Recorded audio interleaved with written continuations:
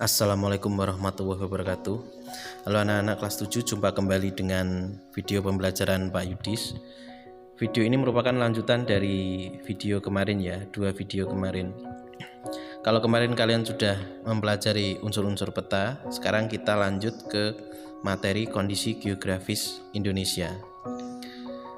Materi ini nanti juga bisa kamu pelajari di buku paket halaman 16 sampai 21. Jadi silahkan nanti sambil melihat video kamu bisa sambil menyimak di buku paket. Di layar nanti juga akan saya tampilkan di file PDF, juga akan saya tampilkan buku paketnya. Nah, kondisi geografis Indonesia. Kondisi geografis Indonesia ini nanti kita akan mempelajari berbagai macam letak. Nah, istilah-istilah letak. Istilah-istilah letak nanti ada beberapa macam ya. Nah, letak dan luas Indonesia, kondisi geografisnya dilihat di halaman 16 ya. Letak ini nanti ada beberapa macam letak. Nah, kalau kamu lihat di buku kamu itu ada gambar peta. Kemarin kan ada angka-angka letak astronomis. Nah, ini nanti yang dinamakan dengan istilah letak astronomis. Jadi yang pertama kita belajar mengenai letak astronomis. Kalau di sini kamu perhatikan di layar ada istilah Indonesia terletak antara 95 derajat bujur timur sampai 141 derajat bujur timur dan 6 derajat lintang utara sampai 11 derajat lintang selatan. Ini yang nanti menyebabkan wilayah Indonesia memiliki iklim tropis. Iklim tropis itu iklim yang terdiri dari 2 musim, yaitu musim penghujan dan musim kemarau. Nah, seperti yang ada di gambar.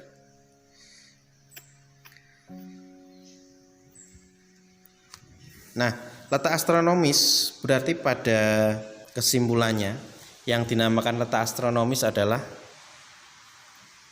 apa? Kalau dinamakan letak astronomis yaitu letak antara garis lintang dan garis bujur. Kalau kamu perhatikan tadi ada Indonesia terletak antara garis lintang. Garis lintangnya yaitu lintang utara dan selatan. Sementara yang garis bujur ada bujur timur dan bujur timur juga. Selain letak astronomis nanti ada istilah letak geografis. Letak geografis adalah letak berdasarkan yang benarnya. Nah, kalau ini tadi letak astronomis ya, letak berdasarkan garis lintang dan garis bujur. Sedangkan letak geografis itu letak yang berdasarkan keadaan sebenarnya. Kalau dilihat di gambar yang ada di layar, Indonesia itu diapit oleh 2 benua dan 2 samudra. Jadi secara sederhana nanti kalau ditanya letak geografis Indonesia di antara 2 benua dan 2 samudra, yaitu Asia yang ada di sebelah utara, Australia di sebelah selatan, nanti ada Samudra Hindia di sebelah timur, barat yang Samudra Pasifik di sebelah barat. Ini letak geografis. Nah, bisa kamu buka buku juga secara geografis di antara benua ya, Asia, Australia, sedangkan samudranya Hindia dan Pasifik. Secara lebih lengkap, batas Indonesia yang dilihat dari posisinya bisa kamu lihat di layar. Nah, itu sebelah utara berbatasan dengan Malaysia, Singapura dan lain-lain. Sebelah selatan berbatasan dengan Timor Leste dan lain-lain. Barat Indonesia dengan Samudra Hindia, sebelah timur dengan Papua Nugini dan Samudra Pasifik.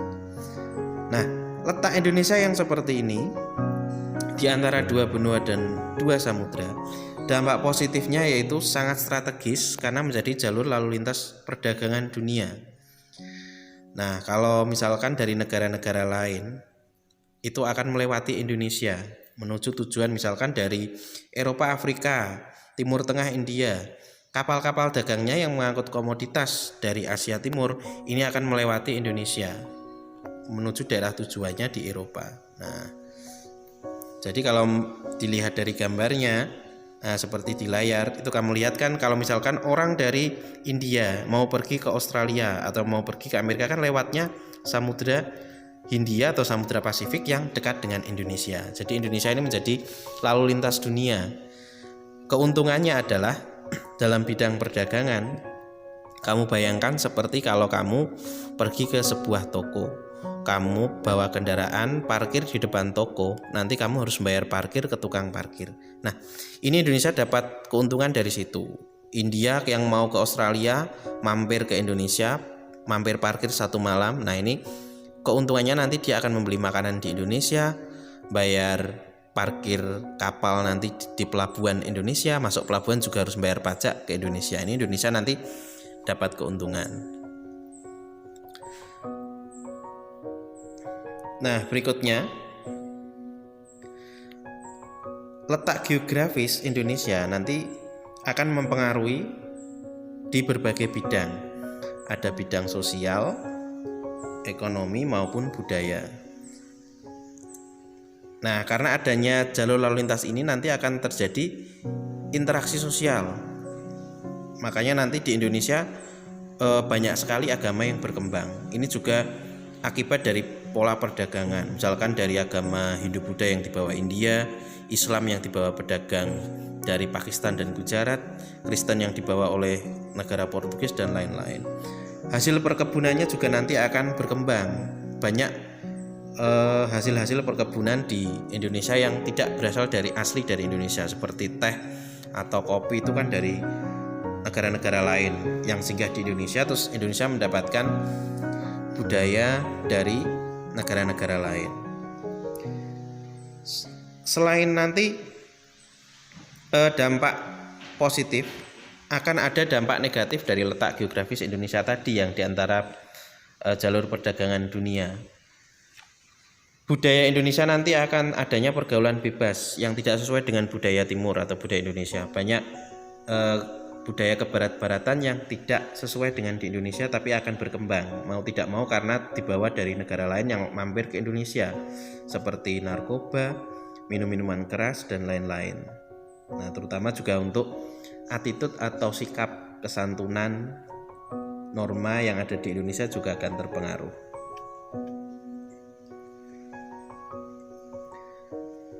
Nah, kemudian kita langsung lanjut saja ke halaman selanjutnya.